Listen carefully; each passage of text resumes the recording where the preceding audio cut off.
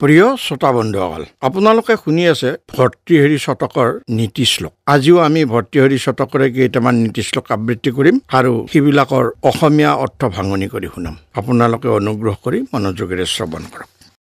ভৱন্তি নম্ৰাস্তৰভ ফলোদ্গমৈ নৱাম্বুভি দূৰ বিলম্বিনো ঘনাহা অনুদ্ধতাহ সৎপুৰুষাহ সমৃদ্ধিভি স্বভাৱৈ বৈশ পৰোপকাৰী নাম।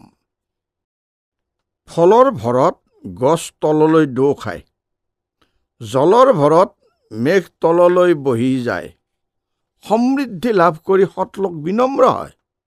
এনেদৰে বিনম্ৰ হোৱাটো পৰোপকাৰীৰ স্বাভাৱিক গুণ। পাতি টুপি কৰা ঘাটৈ ৰুৎপতত্যেব কন্দুকাহ প্ৰায়েণ সাধুবৃত্তি নাম অস্থায়ীন্ন বিপত্তয়ঃ। হাতৰ পৰা মাটিত পৰা বলটো যেনেদৰে ততালিকৈ ওপৰলৈ উঠি আহে, তেনেদৰে সাধুলোক বিপদকালৰ পৰা শীঘ্ৰে মুক্ত হৈ যায়। অৰ্থাৎ সৎলোকৰ বিপদকাল অস্থায়ী।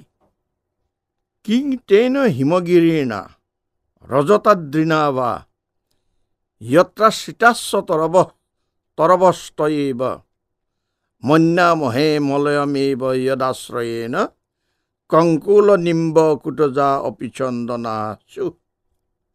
সেই স্বৰ্ণ পৰ্বত সুমেৰু নাইবা ৰূপৰ পৰ্বত হিমালয়েই হওক, তাৰ পৰা কি লাভ য'ত গছ গছ হৈয়ে থাকে।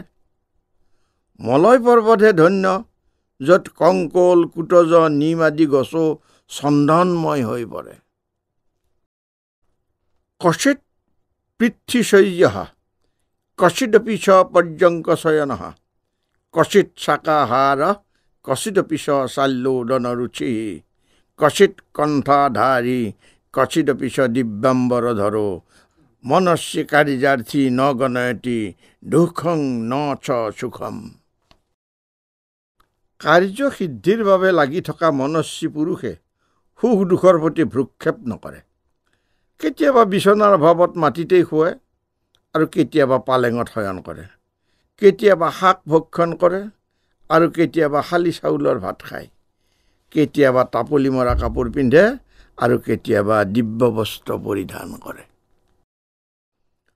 ঐশ্বৰ্যস্য বিভূষণং সুজনতা শৌৰ্যস্য বাক্সংযমো জ্ঞানস্যোপশমঃ শ্ৰুতস্য বিনয়ো বিত্তস্য পাত্ৰে ব্যয়ঃ অক্ৰোধস্তপসঃ ক্ষমা প্ৰভবিতুৰ ধৰ্মস্য নিৰ্ব্যাজতা সৰ্বেষামপি সৰ্বকাৰণমিদং শিলং পৰম ভূষণম।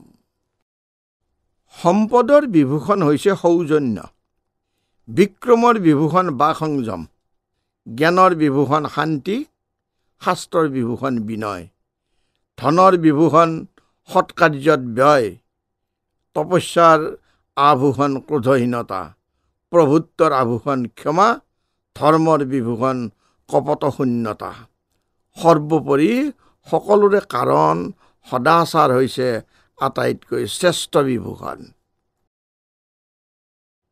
নিন্দন্তু নীতি নিপুণা যদিবা স্তুবন্তু লক্ষ্মী সমাবিশতু গচ্ছতু বা যথেষ্টম অদ্বৈব বা মৰণমস্তু যুগান্তৰে বা নৈয়াত পথঃ প্ৰবিচলন্তি পদং নধীৰা।